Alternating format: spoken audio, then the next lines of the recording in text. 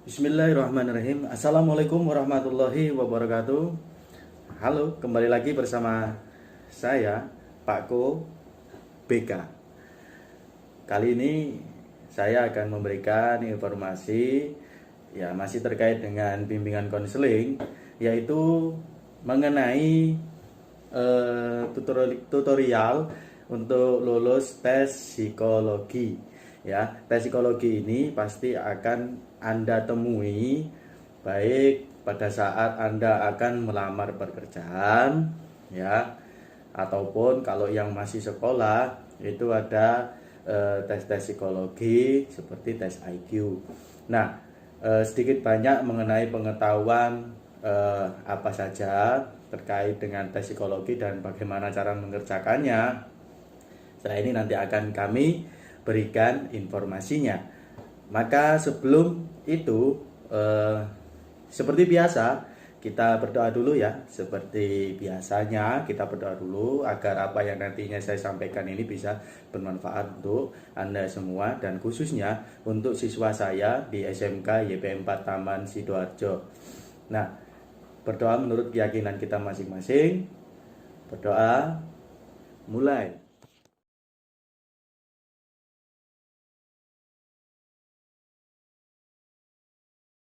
Baik, berdoa selesai, langsung saja untuk tes psikologi. Nah, tes psikologi itu kalau biasanya yang dipakai pada saat untuk ngetes calon pelamar pekerjaan itu ada berbagai macam, ada macam-macam. Kadang dipakai semuanya, kadang tidak. Nah, ini yang saya ingin sampaikan, ini yang biasanya dipakai untuk tes pada saat Anda akan melamar pekerjaan, ya. Nah, ini ada 7 tes yang ingin saya sampaikan. Nah, 7 tes psikologi ini terdiri dari apa saja? Nah, yang pertama yaitu ada tes logika aritmatika. Kemudian yang kedua ada tes warteg, ya. Warteg bukan warung Tegal ya, tapi warteg, WARTEGG, tulisannya seperti itu. Yang ketiga yaitu tes analog verbal atau analog verbal test. Kemudian yang keempat ada tes DAM atau draw a man. Biasanya juga disebut DAP, draw a person, ya. Nah, itu nanti seperti apa? Saya jelaskan satu persatu.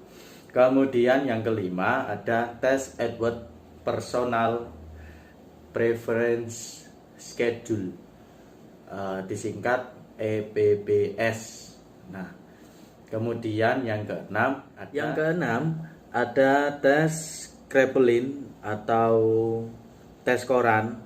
Nah, kemudian yang ketujuh itu ada tes Army Alpha Intelligence. Nah, nantinya seperti apa kita akan jelaskan satu persatu dan tips bagaimana cara mengerjakannya. Yang pasti terus saksikan dan pahami video yang akan kami sampaikan, jangan di skip ya. Nah, kita lanjut untuk tes yang pertama.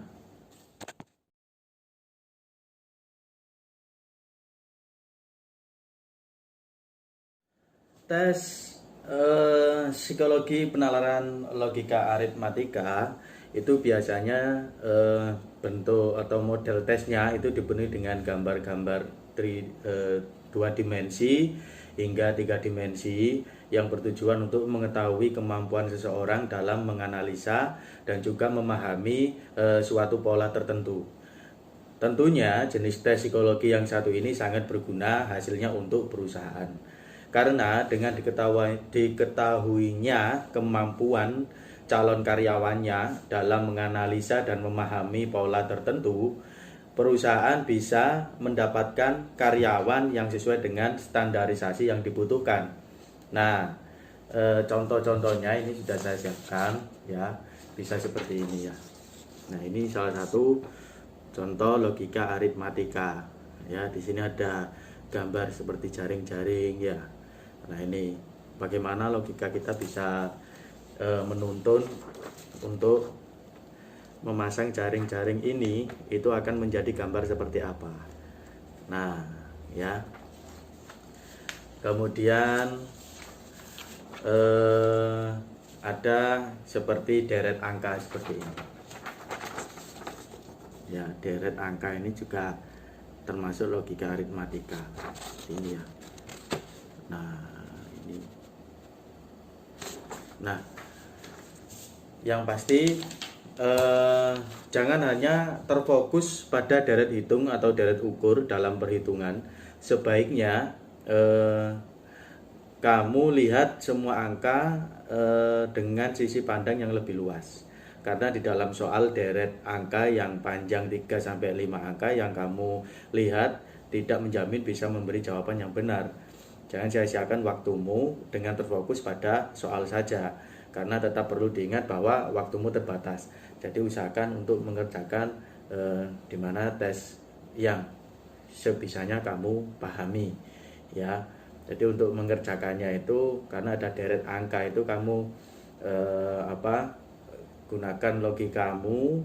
Jadi itu ada polanya, ya. Kamu ada polanya. Dan untuk bisa kamu terbiasa, kamu bisa mempelajari atau mengunduh latihan soalnya ada di internet, ya. Di Google kamu bisa cari soal-soal mengenai logika aritmatika dan di situ ada jawabannya. Itu sebagai pembelajaran juga di rumah agar sering-sering bisa mengerjakan soal itu, dan nantinya apabila kamu menghadapinya itu bisa lebih luas mengerjakannya, itu lebih enak. Dan yang kedua yaitu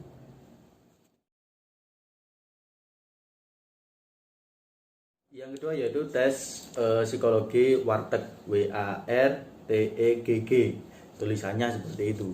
Nah, terlihat sekilas dari nama tes yang satu ini agak menggelikan ya. Namun sebenarnya dinamakan tes Warteg karena penemunya yang bernama Erich Warteg, seorang psikologi yang berasal dari Jerman. Nah, di dalam tes ini kamu akan menemukan 8 kotak dengan pola yang berbeda. Biasanya kotak-kotak tersebut mengandung pola titik, garis lurus berjejer, kemudian garis tegak lurus, kemudian garis melengkung, ya, garis melengkung 2 garis tidak beraturan, kemudian kotak hitam kecil, garis melengkung. Contohnya langsung aja ya, seperti ini. Biasanya contohnya seperti ini. Nah, ini salah satu contoh tes Warteg. Nah, seperti ini ya. Pasti yang sudah melalui tes ini tidak asing lagi dengan tes Warteg ini. Nah, pola-pola tersebut ternyata memiliki arti yang berbeda. Berikut beberapa istilahnya penggantian dari tiap pola. Jadi arti dari tiap pola. Bahwasanya ini menurut buku yang kami baca, informasi yang kami terima, dari pola titik kecil itu menggambarkan kelincahan atau pusat dari sesuatu. Kemudian garis lurus berjejer, ya, garis lurus berjejer itu bisa seperti ini ya. Nah, itu menggambarkan keinginan untuk memperbaiki diri. Cobalah untuk menggambar yang ada kaitannya dengan itu. Nanti saya contohkan gambar-gambarnya ya. Kemudian pola garis tegak lurus, ya. Garis tegak lurus itu menggambarkan ketepatanmu dalam memecahkan masalah. Kemudian garis melengkung itu menggambarkan kebijaksanaan dan juga kebesaran. Kemudian garis kotak hitam kecil, bukan garis ya, kotak hitam kecil itu mencerminkan konstruksi yang begitu kuat, ya. Konstruksi itu yang istilahnya seperti bangunan gitu ya. Nah, itu tapi kuat. Kemudian jajaran titik ada titik-titik yang seperti lengkungan itu. Nah, jajaran titik itu menggambarkan perlakuan hati-hati terhadap suatu hal atau benda. Kemudian Nah, ini untuk cara mengerjakannya ya. Jadi gambar-gambar seperti ini itu ada berbagai macam cara untuk kamu bisa mengerjakan, dan nanti contohnya seperti apa ini sudah saya siapkan. Tapi yang pasti kita lihat, perhatikan untuk cara mengerjakannya, dimana tiap kotak itu nantinya kan ada terdiri dari 1, 2, 3, 4, 5, 6, 7, 8. Nah, 8 kotak itu nantinya harus ada nomor urutnya. Nah, nanti nomor urutnya sesuai yang saya contohkan ya. Nah, pastikan untuk kotak nomor urut 1, gambar titik-titik kecil di tengah kotak itu bisa kamu gambar. Nah, ini saya punya contoh cuman agak buram ya. Nah, seperti ini. Ini gambar yang bisa kalian buat ya. Kalian buat nantinya pada saat mengerjakan ya. Nah, seperti ini. Jadi nomor satunya itu ada di sini ya. Ini seperti apa ya ini? Kalau buat manahan itu loh ya. Nah, seperti ini nih. Nomor 2-nya gambarnya seperti ini. Kemudian nomor 3-nya itu di sini. Ini gambar sepasang sepatu. Nomor 4 ini TV ya, sama ada rak bukunya. Nomor 5-nya itu ini, gadis yang menggunakan jilbab. Nomor 6-nya ini nomor 6. Seperti gambar ruangan ini. Nomor 7-nya nomor 7 ini gambar kabel. Apa ya? Kabel bukan kabel, ini cagak listrik. Nomor 8 ini kokat ya. Nah, jadi urutannya kalau bisa seperti ini atau sama ya. Nah, jadi gambarnya seperti ini urutnya ya.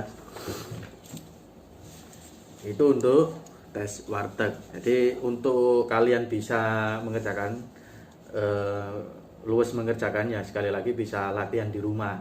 Download gambar yang ada di Google, kamu bisa mencoba untuk menggambar di rumah. Nanti pada saat melakukan tes itu bisa luwes, gambarnya bisa enak. Oke, cukup ya. Sekarang yang ketiga.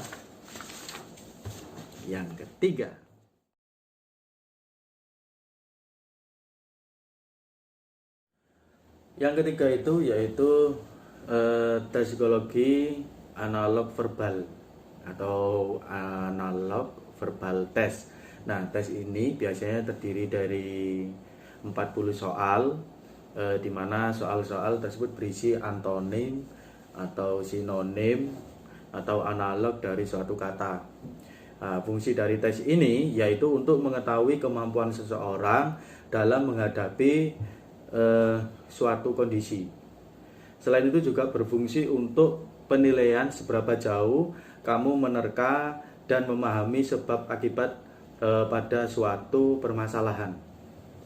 Nah, untuk cara mengerjakannya bagaimana? Yaitu kamu harus membutuhkan konsentrasi ya, konsentrasi dan selalu menggunakan logika kamu. Namun apabila kamu memiliki masalah dengan dua hal tersebut, ya dengan cara lain untuk lulus dari tes, yaitu membypass dengan cara menghafalkan, belajar ya yang pastinya. Nah, contoh soalnya bisa seperti ini ya. Nah, ini saya buat contohnya seperti ini ya. Mobil bensin sama dengan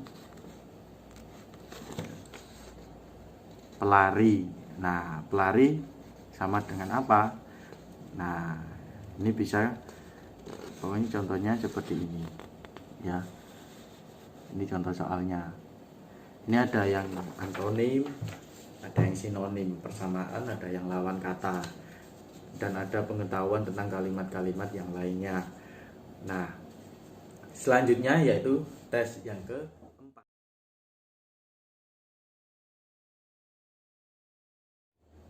Tes yang keempat ini yaitu jenis tes psikologi DAM draw a man.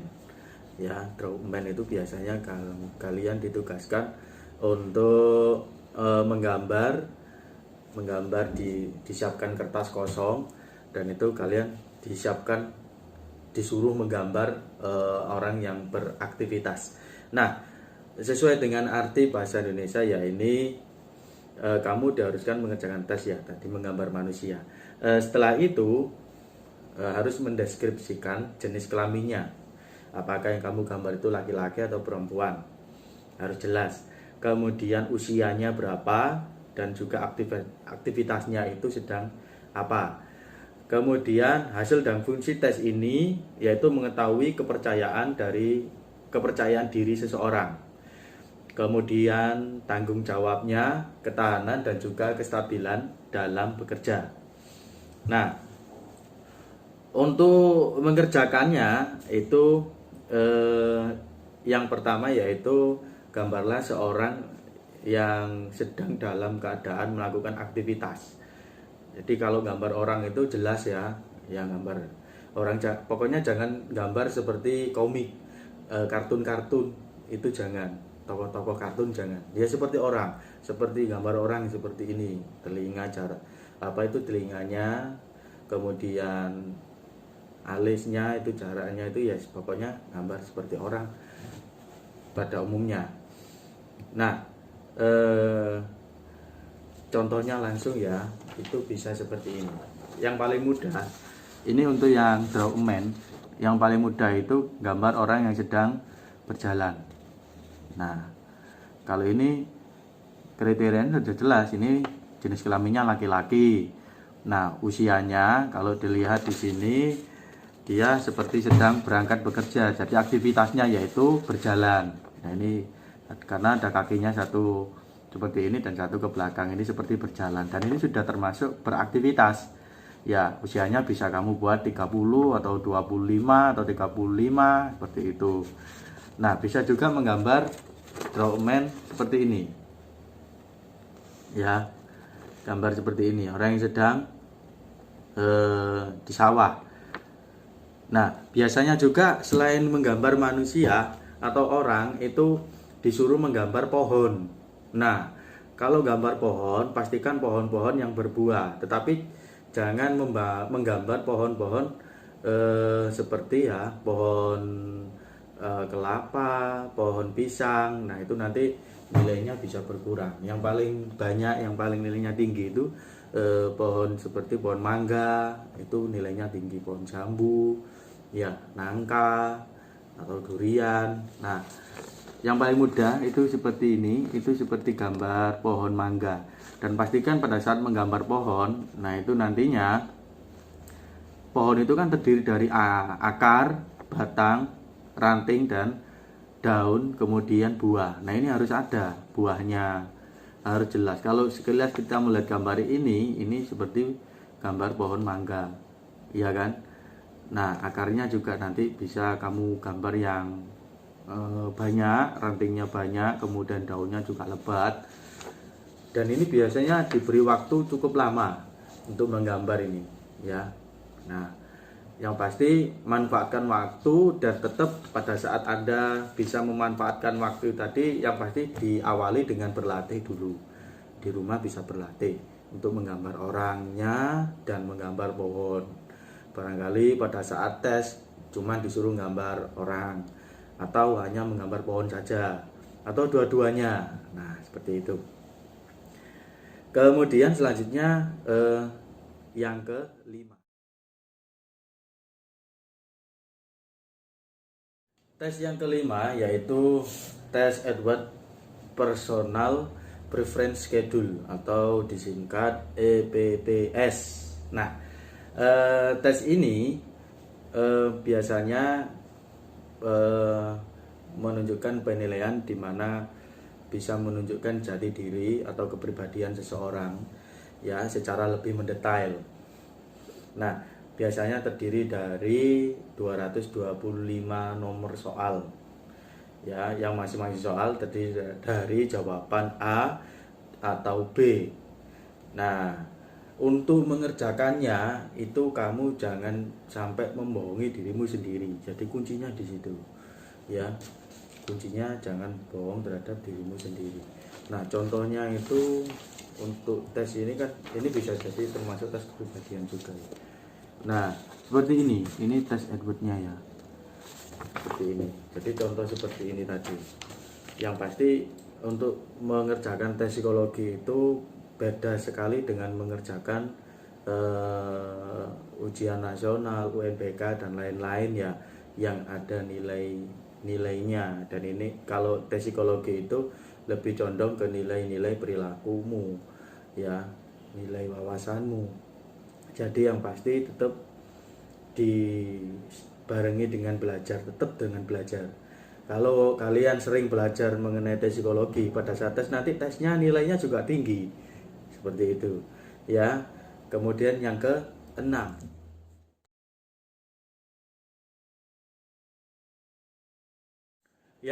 ini yaitu tes Kraepelin. Tes Kraepelin itu biasa juga disebut dengan tes koran.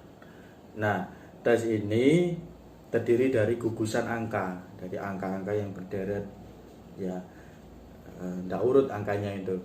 Nah, tersusun membujur ke bawah dalam bentuk lajur. Biasanya kamu diminta untuk menambahkan atau menjumlahkan. Jadi antara angka atas dengan bawah itu dijumlah. Kemudian hasilnya ditaruh di tengah-tengahnya. Nah, itu dengan waktu yang telah ditentukan oleh pihak tes. Kemudian tes ini berfungsi untuk menilai tingkat ketahanan, konsistensi dan ketelitian, sikap terhadap tekanan. Karena pada saat mengerjakan tes itu nantinya kamu akan di bawah tekanan dan harus berkonsentrasi. Kemudian untuk mengukur penyesuaian diri dan juga kecepatan mengerjakan pekerjaan. Nah, tesnya ini, tes koran ini atau tes Kraepelin ini contohnya seperti ini ya. Nah, ini ada contohnya seperti ini. Ini ada yang sudah dikerjakan. Jadi tinggal menambah saja. Kalau hasilnya lebih dari 10 ditulis angka yang belakangnya ya. Misalkan 5, angka yang atas 5, yang bawah 5, kalau jumlahkan 10 ya berarti 0. Berarti itu. Tapi membutuhkan waktu yang nanti disesuaikan dengan pemilik atau yang bagian ngetes. Dan nanti kodenya biasanya ada ketukan. Pada saat ketukan jedok diketuk, lah itu nanti pindah ke lajur sebelahnya mengerjakan ya. Untuk mengerjakan ini ya kamu harus berlatih, hanya berlatih penjumlahan saja. Jadi penjumlahan biasanya kalau tes koran ini itu ini kan yang saya contohkan ini di kertas yang sekiranya kertas A4 ini mungkin ya. Kalau sebenarnya itu kertasnya seperti koran. Jadi kalau kita tahu koran ya itu, dan itu banyak angkanya. Nah, jadi pada saat kita mengerjakan itu tadi ya, mengerjakan itu ya, itu nanti sudah dibarengi dengan waktu yang terbatas. Kita harus mengerjakan menjumlah itu nanti kalau bisa konsisten ya, jangan sampai nanti kan akan timbul grafik itu nanti di mana di dalam mengerjakan hasilnya itu nanti kalau ditarik itu akan timbul seperti grafik. Kalau grafiknya itu bisa stabil ya nanti insya Allah bisa lulus. Yang pasti tetap belajar. Nah, tes yang ke-7. Yang terakhir yaitu tes psikologi, tes Army Alpha Intelijensi ya. Biasanya itu terdapat 12 soal dengan kombinasi deret angka dan juga deret bentuk. Nah, antara soal yang satu dengan yang lain itu biasanya saling berhubungan ya. Dan fungsi tes ini yaitu untuk kemampuan daya tangkap kamu dalam melaksanakan dan menerima perintah atau instruksi cepat atau lambat. Nah, Selalu fokuskan konsentrasi kamu pada perkataan narator atau yang bagian pemberi tes. Selain karena waktu yang terbatas, narator pun akan mengulang instruksinya, tidak akan mengulang. Jadi harus fokus pada yang disampaikan oleh narator. Ya, jadi jangan melihat tesnya dulu, tapi fokus mendengarkan dulu. Nah, satu lagi, pada saat kalian menjawab itu harus sabar. Jangan pernah memotong narator memberikan dan jangan terburu-buru untuk menjawabnya. Nah, dari beberapa tips mengerjakan soal yang contohnya untuk tes Army Alpha itu ini seperti ini ya. Ini contoh tes Army Alpha. Ya. Yang pasti nanti akan dijelaskan oleh naratornya bagaimana cara mengerjakannya. Nah, tes-tes yang seperti ini harus kalian pelajari dulu ya, download soalnya. Nanti di dalam internet itu kan ada lembar soal juga jawabannya, tapi jangan melihat jawaban dulu, kamu kerjakan dulu. Yang penting download soal sama instruksinya dulu, setelah itu kerjakan, baru nanti melihat jawaban. Itu kalau mengukur sejauh mana kamu mendapatkan nilai. Jadi jangan terburu melihat jawaban. Nah, dari berbagai macam tes yang sudah saya sampaikan tadi ya, itu merupakan tes-tes yang biasanya digunakan pada saat Anda akan menghadapi seperti melamar pekerjaan ya, dimanapun biasanya menggunakan tes-tes yang saya sampaikan tadi ya. Kurang lebihnya kami mohon maaf. Apabila ada kritik dan saran bisa langsung menuliskan di kolom komentar ya. Dan sekali lagi sampai ketemu lagi di materi Pakko BK selanjutnya, dan jangan sampai untuk tidak menonton. Dan apabila saya ada kesalahan, saya mohon maaf yang sebesar-besarnya. Ihdinas siratal mustaqim. Wallahu muwaffiq ila aqwamit thoriq. Wassalamualaikum warahmatullahi wabarakatuh. Salam BK.